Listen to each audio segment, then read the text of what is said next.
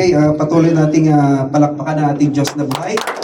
And una-una po sa lahat mga kapatid, gaya ng simula pa lang, mainit na pag-welcome sa ating mga visitors.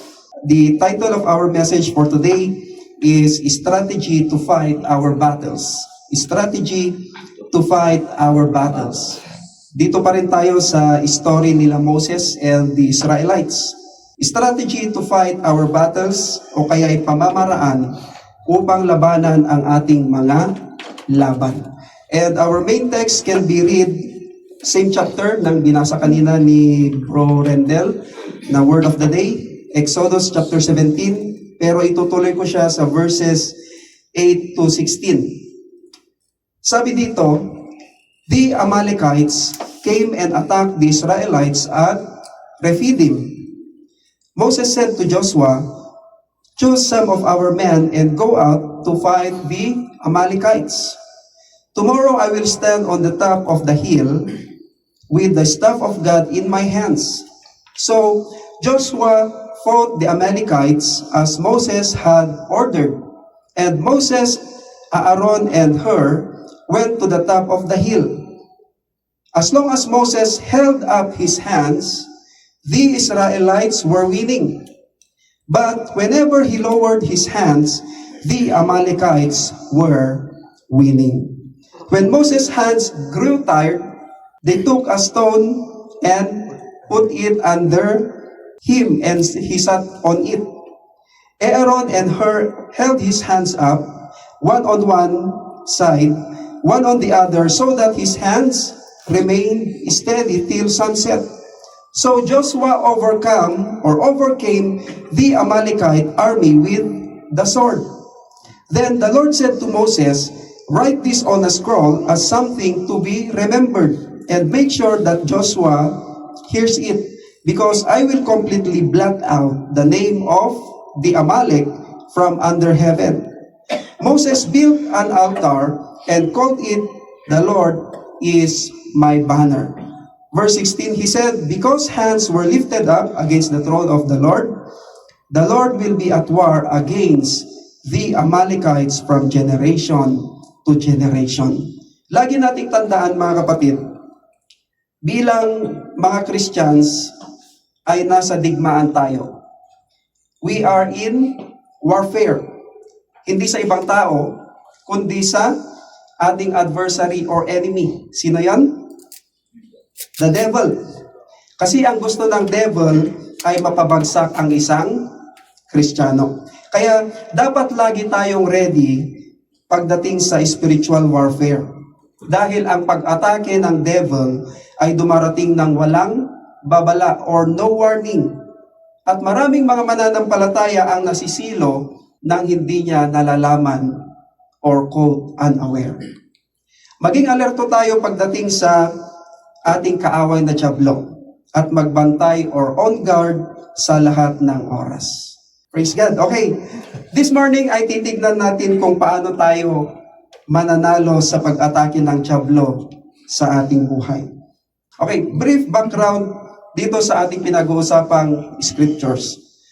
Sa kanilang patuloy na paglalakbay patungo sa lupang pangako or to the promised land, ang mga Israelita ay nagkampo sa Rephidim. At sila ay nakaharap o dumaranas ng kahirapan sa pagkain at tubig kasi nasa disyerto sila. Amen? At dahil dyan sila ay nagbubulong-bulungan o nagrereklamo at kino-question pa nila ang leadership o pamumuno ni Moses. At ito ay nagpapakita ng kawalan ng pananampalataya at pagtitiis. Then, anong ginawa ni Moses? Umiyak siya sa Diyos. At hinampas niya ang bato. At anong nangyari? Anong nangyari? Doon sa ating scriptures? Bumulwak ang tubig at ang buong Israel ay uminom ng tubig sa ilang or wilderness. You can read that in Exodus chapter 4, verses 17. Chapter 17, verses 4 to 7. Yan yung previous na binasa ni Bro Rendel kanina. Later on, ang sumunod na nangyari ay bigla silang inatake ng mga Amalekites. Pagkatapos nilang harapin ang kanilang internal struggles sa food and water, ay nahaharap o china-challenge naman sila sa kanilang external enemy for the first time. Sino ang mga ito? Amalekites. Amen? Mamaya titignan natin kung sino-sino or kung sino itong mga Amalekites.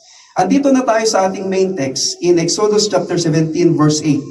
It says, the Amalekites came and attacked the Israel at Rephidim. And Rephidim means a place of comfort and rest. Ang ganda, no? A place of comfort and rest. Makikita muna natin dyan na ang mga anak ni Israel ay blessed ng miracle water mula sa bato. Pero baka mas masarap pa rin yung lasa ng tubig ng Mara. Ewan ko lang kung maalala nyo pa yung aking sermon before na bitterness into sweetness. Na di ba yung tubig ng Mara ay napakapait at hindi nila mainom. Pero anong ginawa ni Moses? Itinapon niya ang isang kahoy doon sa tubig na ipinakita ng Diyos sa kanya. At anong nangyari? Naging matamis yung tubig at pwede na nilang inumin. Palagay ko lang yan mga kapatid kasi naging matamis yung tubig ng Mara na mapait, di ba? So, nakatikim na kayo ng matamis na tubig? Yes, May asukal? Hindi yung Sprite Sprite sabi niya Praise God, no? Siguro mas masarap yung tubig ng Mara kaysa yung tubig na galing sa bato. Kaya ang mga Israelita ay nagkaroon ng sapat na tubig at nakakapagpahinga sila sa kanilang tents o tolda ng maayos. Kasi kapag natigil sila sa isang lugar, ay nagtatayo sila ng tents na nagsisilbing shelter nila. At dahil dyan ay pinupuri nila ng Diyos ng may kagalakan, umaawit, tumatalon, at nagse-celebrate. Ganyan kasi sila kapag nakakaranas sila ng victory. Nakikita ko kanina, di ba? Ang sarap sa ating praise and worship. Yung iba, sumasayaw, pumapalakpak, tumatalon. Di ba? Ganun yung reaction nila Kasi nakaranas sila ng katagumpayan. Then biglang walang kamalay-malay. Suddenly, they are unaware na dumating ang mga Amalekita at sinalakay sila. Bago ang pangyayaring ito, nang iniwan ng tuluyan ng mga Israelita ang Egypt mula sa pagkaalipin, ay hindi sila kailanman nakipaglaban. Di ba? Hindi naman sila nakipaglaban sa Egypt. Even nung dumating ang mga Ehipto sa kanila sa Red Sea, dahil hinahabol sila, ay hindi sila kailanman nakipaglaban sa mga Ehipto. They never fought any battle. Bakit? Dahil ang Diyos ang nakipaglaban sa lahat ng ito at nagbigay sa kanila ng victory. Amen? Diba? Sabi nga sa Exodus chapter 14 verse 14, it says, the Lord will fight for you and you have only to be silent. This verse reassures the Israelites that God will protect them from their enemies. The battle belongs to God. Amen? Amen. Pero sa part na ito, matapos silang tumawid sa Red Sea, sila ay nakaharap ng mga Amalekita ng biglaan. At kailangan nilang labanan ang kanilang sariling mga laban. They are to fight their own battles. Praise God. Anong mapapansin natin dito? Ang panahon na sinalakay ng mga Amalekites ang Israel, ito ay nanghampasin ni Moses ang bato at ang tubig ay lumabas o ibinigay sa mga Israelita. Yung time na sila ay nakatagpo ng tagumpay, ng blessings, ng kagalakan sa presensya ng Diyos. At marami sa atin ang nakatikim o nakaranas na ng tagumpay mula sa Diyos. Amen. Or tasted victory. Amen. Ng success, ng deliverance, Amen. o pagpapalaya sa ating buhay. At ito ay nagbibigay sa atin ng joy and peace. Then, suddenly, biglang may dumating na mabigat na problema.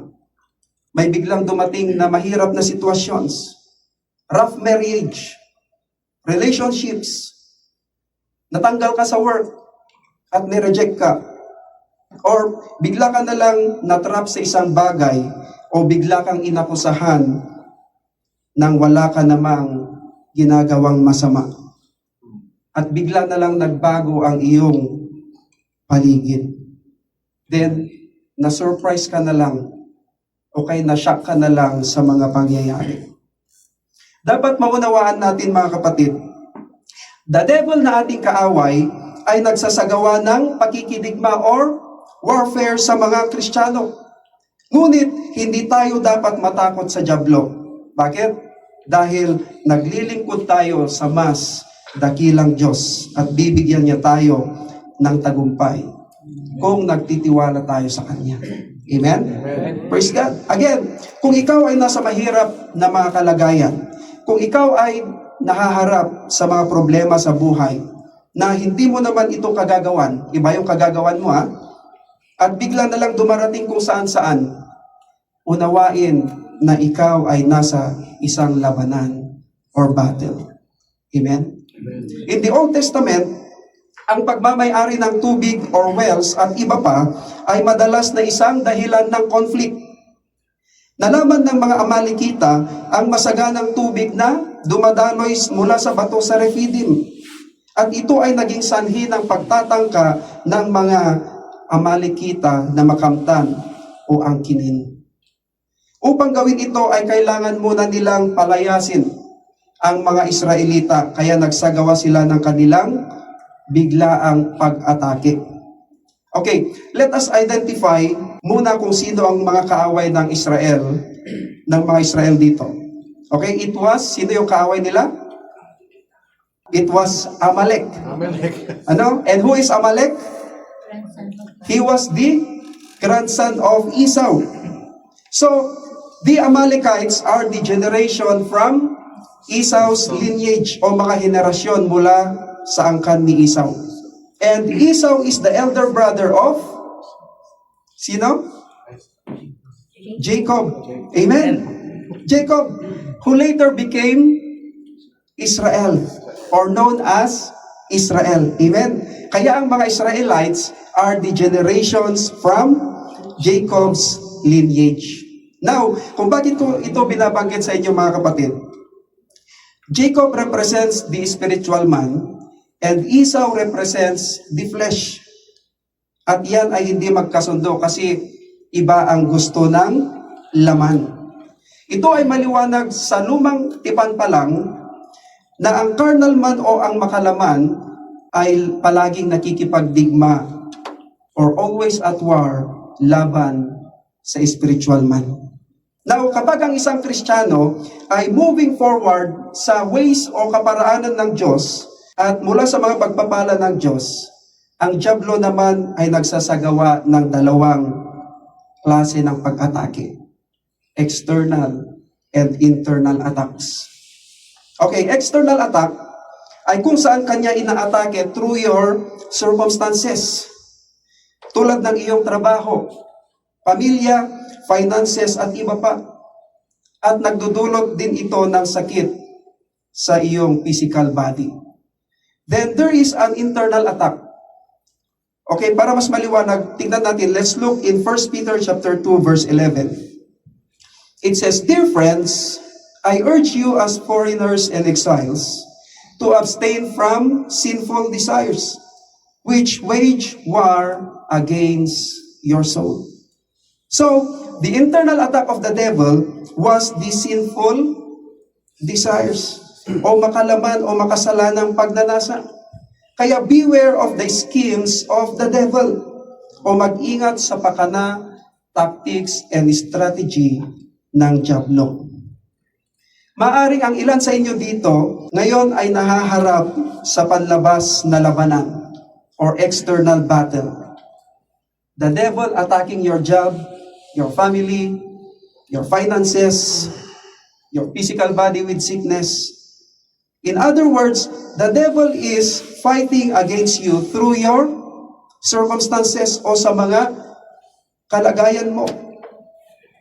Mayroon ba dito ang mga nahaharap sa mga ganon? Hello? Amen? Praise God. O maaring mayroon naman sa inyo ang nahaharap sa panloob na labanan or internal battle. At maaring maayos ang lahat sa iyo sa panlabas, but your flesh o ang iyong laman ay nasa isang matinding labanan against your spiritual man. Kaya unang-unang affected dyan ay ang iyong pamumuhay. Not living a holy life. Your faith as well. Nanlalamig and wavering. Your prayer life, lack of prayers. Your service to God. Hindi ka na masaya at wala ka ng excitement dito. At ikaw ay nabibiktima at nahuhulog na sa tukso or temptation of sins. At dahil dyan, ay unti-unti nang inaalis sa iyo ang joy and peace sa iyong puso. But the good news is, whatever the form of attack of the devil against our life, our God can give us the breakthroughs and victory. Amen. Amen? Balik tayo sa ating main text. Tignan natin ang mga sumunod na mangyayari. Again, our topic for today is, anong title? Strategy to fight our battles. Amen? Strategy to fight our battles. Pansinin na mabuti ang record kung paano nakipaglaban ang mga Israel sa mga Amalekites. Okay, tuloy natin basahin. Exodus chapter 17, verses 9 to 11. It says, Moses said to Joshua, "Choose some of our men and go out to fight the Amalekites. Tomorrow I will stand on the top of the hill with the staff of God in my hands." So Joshua fought the Amalekites as Moses had ordered. And Moses, Aaron, and Hur went to the top of the hills. As long as Moses held up his hands, the Israelites are winning. But whenever he lowered his hands, the Amalekites were winning. Ang unang bagay na dapat tandaan dito, ang success o tagumpay ng Israel laban sa mga Amalekites was determined by the uplifted hands of Moses o nakasalalay sa pamamagitan ng pagtaas ng mga kamay ni Moses. Amen? Amen. Ano ulit ang sinasabi sa ating scripture? In Exodus chapter 17 verse 11, as long as Moses held up his hands, the Israelites were winning. But whenever he lowered his hands, the Amalekites were winning.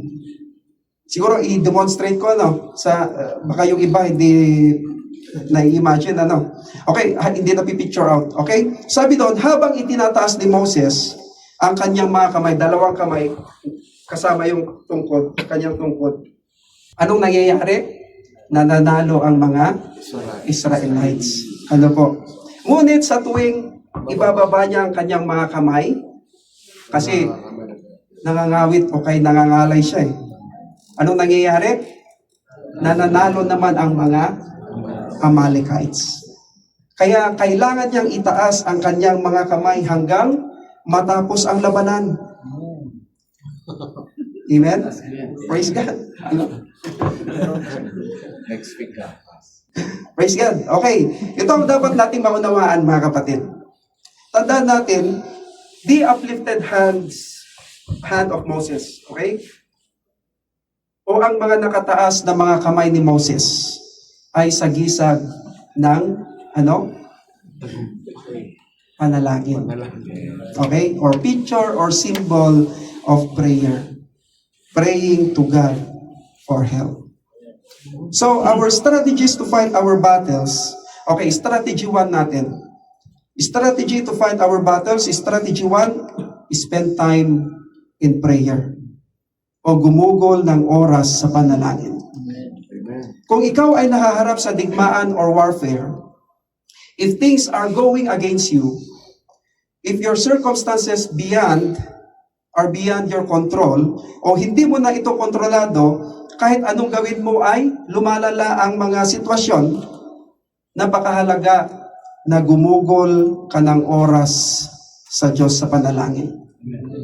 Spend time with God in prayer. Tignan nyo kahit papiliin ni Joshua ang mga malalakas na mga kalalakihan ng Israel, ay hindi doon nakasalalay ang kanilang katagumpayan. Anong ginawa ni Moses? Itinaas niya ang kanyang mga kamay at humingi ng tulong sa Diyos, hindi sa tao. There are times na natatalo ang mga Israelita, pero nagkaroon sila ng victory at the end dahil hindi tumigil si Moses sa pagtaas ng kanyang mga kamay or prayer. The question is, how is your prayer life? Baka nananalangin lang tayo kapag kakain, tapos thank you Lord lang, no? Wala pang amen. Praise God. Tapos pag nanalangin ka ng gabi, ang amen mo, kinaumagahan na kasi tulog ka na pala. Ano mo?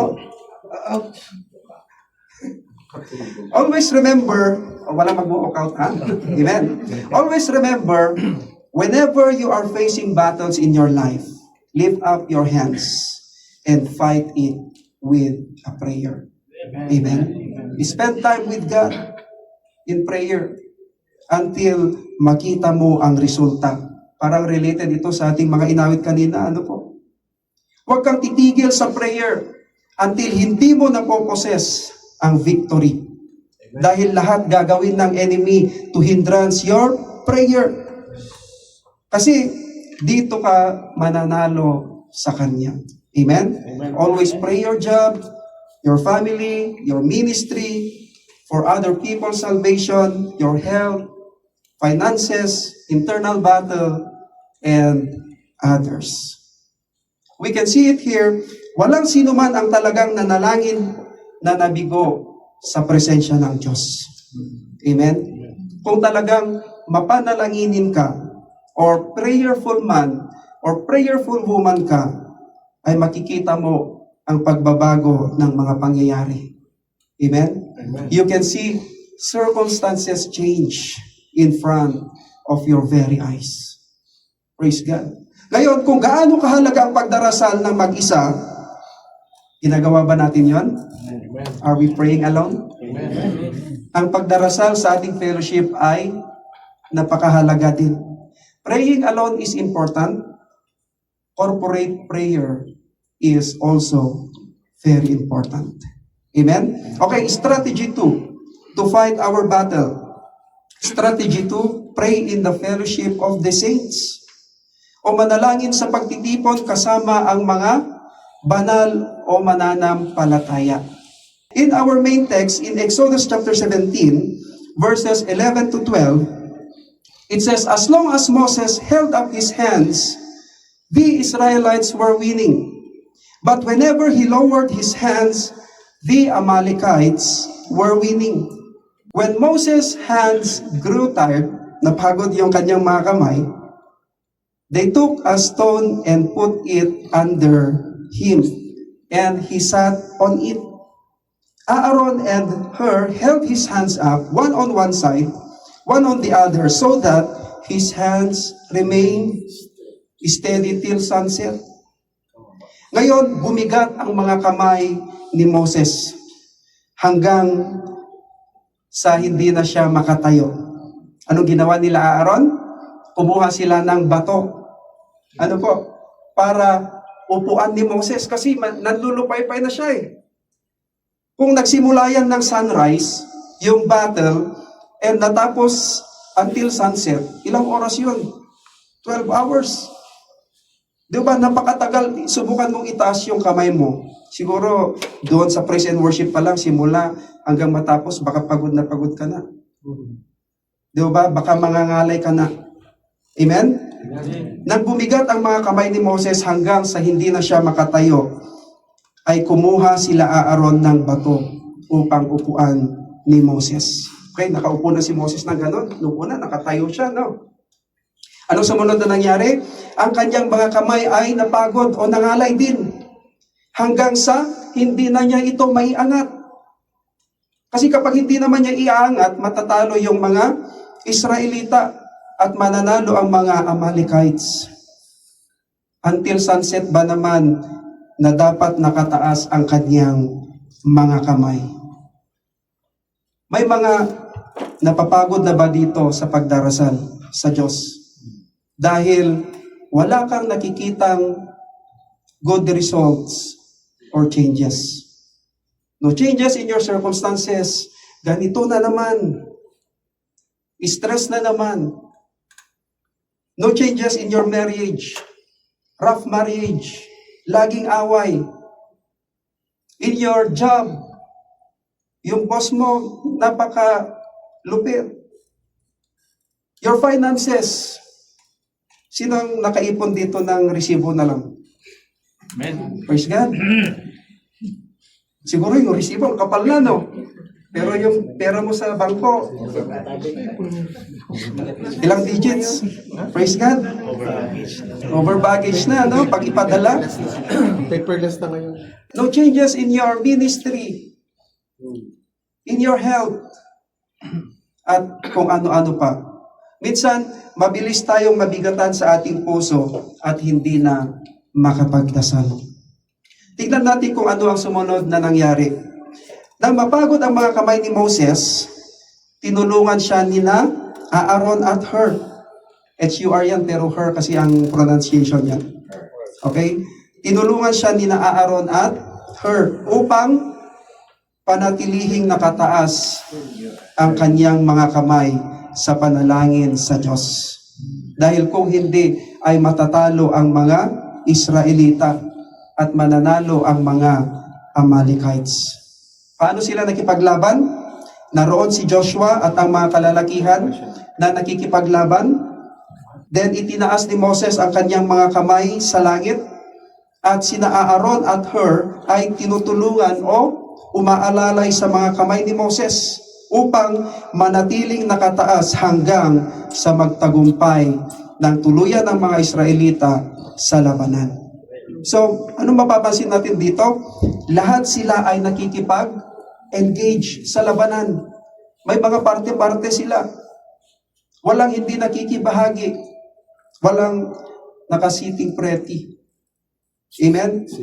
Kaya napakahalaga ang fellowship or corporate prayer. Napakahalaga na ipanalangin natin ang bawat isa. Dahil hindi natin alam ang battle o pinagdadaanan na hinaharap ng iba. At dahil sa prayer, ay natutulungan natin ang bawat isa. Amen? Huwag kailanman isipin kasi na kaya mong labanan ang iyong mga laban ng mag-isa. Meron kasi mga, kaya ko to. Kumusta? Okay lang. Kaya ko to, pero deep inside, parang gusto na palang magbigti. Pero deep inside, parang gusto nang tumalon sa sa steps lang naman, di ba? Tapos pigilan niyo ako. Ganun pa siya, no? Praise God. Kaya nga ibinigay ng Diyos ang church na siyang iyong spiritual family. Si Ate Ira, may naalala siguro, no? Kaya nga ibinigay ng Diyos ang church na siyang iyong spiritual family. Kung saan ka nahuhubog, nade-develop ang iyong mga talent, lumalago sa pag-ibig at buhay pananampalataya. The question is, mayroon ka na ba talagang dinadaluhan na church na ibinibilang mo talagang spiritual family mo o pamilya mo sa Diyos? That is why we need fellowship. Amen? We need each other. Bilang iyong pastor sa congregation na ito, nais kong makita ang bawat sa inyo na mapagtagumpayan ang iyong mga laban or battles in life. Maging matagumpay sa inyong mga circumstances and be blessed in your life. Kung maaari, ayaw kong makita ang isa sa inyo na talunan o biktima ng tukso. Mabigat yun sa akin, sa totoo lang. Upang maging matagumpay at pleasant ang ating buhay, ay nangyayari lamang iyon kapag tayo ay aktibong o patuloy na nakikibahagi sa pagtitipon or fellowship. Pag aktibong nakikibahagi, ay iparamdam mo naman na kabahagi ka sa fellowship. Amen? Tandaan natin ha, kapag aktibong nakikibahagi, iparamdam mo naman na kabahagi ka sa fellowship. Amen? Baka mamaya marinig mo yung, oh, andiyan ka pala. Ito ang challenge sa bawat isa sa atin.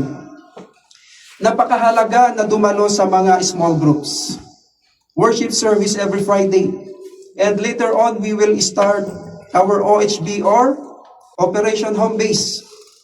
Bible sharing and prayer meeting every Monday. At iba pang gawain para sa Diyos. Let us get together in fellowship and pray for one another. Amen? Always remember, pray in all your circumstances. Kung titignan natin si Moses hanggang sa napagod na siya, napaupo at hindi na makatayo, nanghina at hindi na niya maitaas ang kanyang mga kamay. Yes, dumarating yan sa punto ng ating buhay na minsan nanghihina tayo. Amen? Pero ang kagandahan ng mayroon kang katuwang sa prayer ay may tutulong sa iyo. Hindi lang sa material na bagay, kundi sa spiritual na bagay. Amen? Tinulungan siya ni Aaron at Hur at itinaas nila ang kanyang mga kamay magkabilaan. Moses never give up on praying sa kabila ng kanyang kalagayan. Don't just pray kung okay lang ang lahat. Amen? Amen. And even okay ang lahat, keep on praying. Amen. O patuloy pa rin sa pananalangin. Okay, strategy 3 to fight our battle. Dito tayo magtatapos. Strategy 3 to fight our battle. Pray with the word. Manalangin sa salita ng Diyos. Let us continue to read Exodus chapter 17 verse 13. It says, So Joshua overcame the Amalekite army with the sword. In the New Testament, sword is, ano ang sword sa New Testament? Sword is, ano yan, Ate Connie? Amen. Sword is the word of God. According to Ephesians chapter 6 verse 17. And you can read also in Hebrew chapter 4 verse 12. Again, our strategy 3 to fight our battle is pray with the word. It is very clear na hindi lamang sa pamamagitan ng panalangin or prayer ay maaari nating labanan ang ating mga battles in life. The word of God o ang salita ng Diyos ay kailangan din. Amen? Amen. Kaya panghawakan mo ang mga promises ng Diyos sa iyong buhay sa pamamagitan ng kanyang mga salita. Saan matatagpuan yon? In the Bible. Do we read our Bible? Amen. Ilang beses sa isang araw?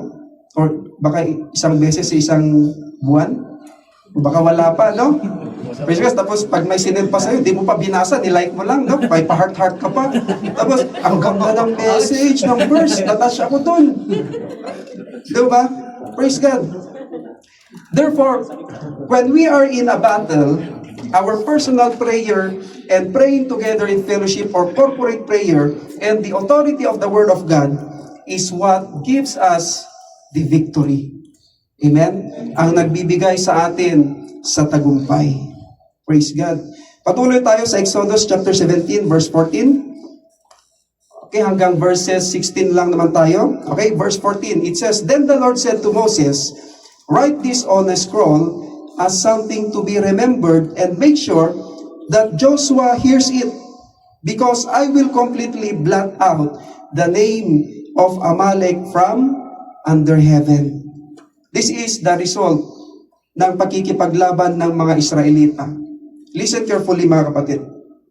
Hindi nagsalita ang Diyos hanggang ang mga Israelita ay nakipaglaban sa kanilang sarili. Tandaan, hanggat hindi ka nakikibahagi sa labanan, ay tatahimik ang Diyos. Hindi interesado ang Diyos sa iyo. Maraming mga tao ang natatakot na harapin ang kanilang battle in life. Wala silang oras to pray. Pero kapag nakita ka ng Diyos na gumagawa ng mga steps o hakbang to fight your own battle, ang iyong mga laban, ito ang maganda, ay magiging laban na niya. Amen. At sigurado, mapapasayo ang tagumpay. Praise God. In our scriptures, God gave two great promises to the Israelites. Okay, again, let's read Exodus chapter 17, verse 14. God says, I will completely blot out the name of Amalek under heaven. Ang unang pangako ay lilipulin ng Diyos ang iyong kaaway. God is going to wipe out your enemy. Amen? Ipinangako ng Diyos sa bawat mananampalataya na ang enemy na umaatake sa iyo ay ganap na mapapawi. Will be completely wiped out. Amen? Tandaan natin, hindi ang tao ang kaaway natin. Ang kaaway natin is the devil. Amen? Baka pinagpipray mo, Lord, wipe this man. Wipe them out. Diba? Huwag ganon mga kapatid. Prayer na yun. Praise God. Okay? Here is the second promise. Ituloy natin basahin in Exodus chapter 17 verse 15 hanggang 16. Okay? Para matapos na agad. Ano po? Moses built an altar and called it, the Lord is my banner. He said, because hands were lifted up against the throne of the Lord will be at war against the Amalekites from generation to generation. Ano yung promise dyan? The promise here is that the Lord will be at war with Amalek from generation to generation. Ito kasi mga Amalek, hindi takot sa Diyos. Okay? The promise here is that the Lord will be at war with the Amalek from generation to generation. Amalekites ay ang kaaway ng mga Israelites. Ang kaaway ng mga Israelites ay magiging kaaway din ng Diyos. Amen? Bilang mga mananampalataya at nagtitiwala sa Kanya, ay ipinangako ng Diyos na ang iyong kaaway ay magiging kaaway din niya. Praise God. At siya ay makikipaglaban sa pwersang umaatake sa iyo from generation to generation. Praise God. Amen? Praise God. Let me end it, our sermon for today. Ikaw ba ay nahaharap sa mga battles in life ngayon?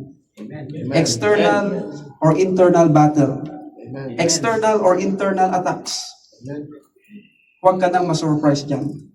Dahil anytime ay dumarating yan sa buhay ng isang mananampalataya. Amen? Laging tandaan, ang ating pinag-aralan ngayon, ano yung 3 strategies? Sige nga. Spend your time with prayer. Amen? Pray Pray in in- fellowship of saints. Amen? Pray in with the word. word. Amen. Spend time in prayer. Pray with the saints.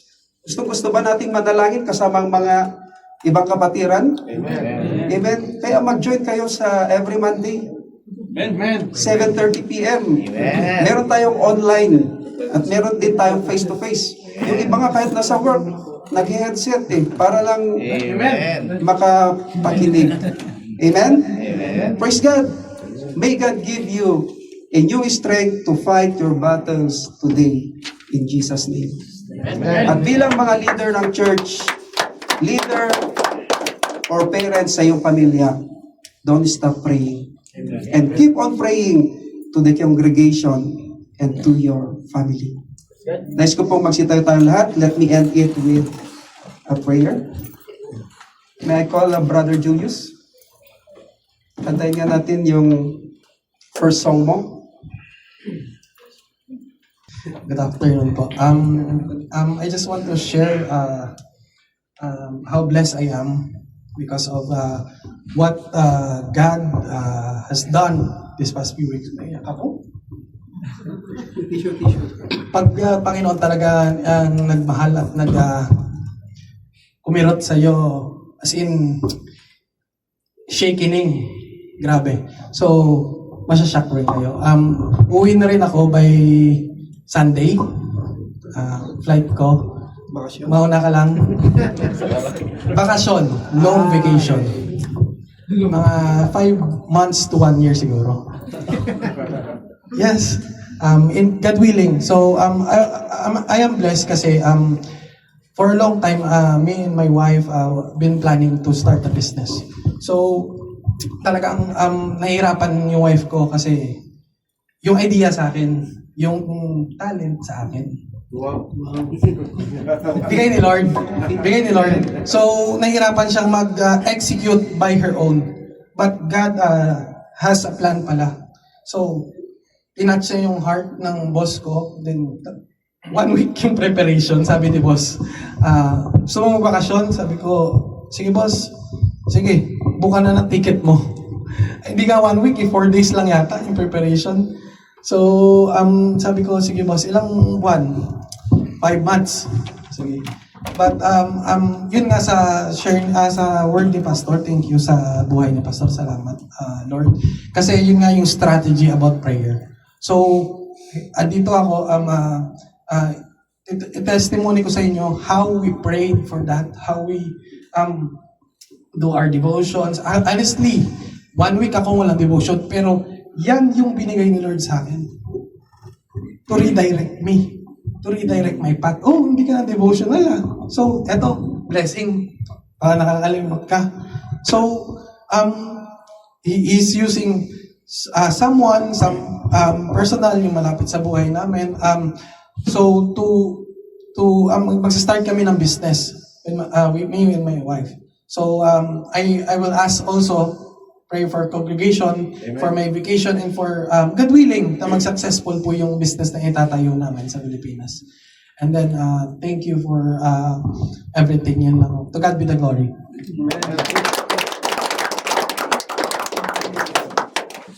Amen. Amen. Saan po ako na-overwhelm ngayong araw kasi first time ko po ngayon dito. At saka hindi rin po talaga ako masyadong sanay sa maraming tao. In behalf po sa mga kasama ko, ako po ay nagpapasalamat sa warm welcome po. Amen. Maraming naman po ngayon at sa Holy Spirit na binibigay sa aming lahat. Actually po, akala ko po, hindi po kami makakarating ngayong araw kasi last night, meron po kaming pinagdaan na problema ng mga kaibigan ko. Ako na po magsasabi, pero hindi ko na po i-elaborate lahat.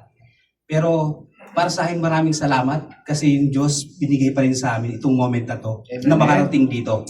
Hindi po ako nagpapasalamat na para sa akin po kasi pag meron pong struggle na nararamdaman ako or ang mga kaibigan ko or bawat isa na kapaligid sa akin, nagpapasalamat pa rin po ako sa Diyos kasi alam ko binigay niya yon para maging matibay ang bawat isa sa amin. Yun lang po talagang sa akin, pinanalangin ko po kagabi, medyo napuyat ng konti kasi sabi ko sana po matuloy kami dito. Pastor, maraming pong salamat.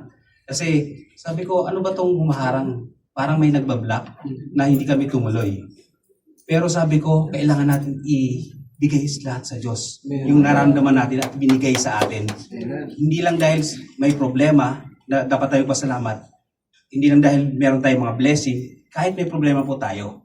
Kaya marami pong salamat sa warm welcome na binigay niyo po sa amin na magkakasama po sa Pilipinas Church. Hindi lang po mabangitin yung church sa JCL family. Marami pong salamat. God be the glory.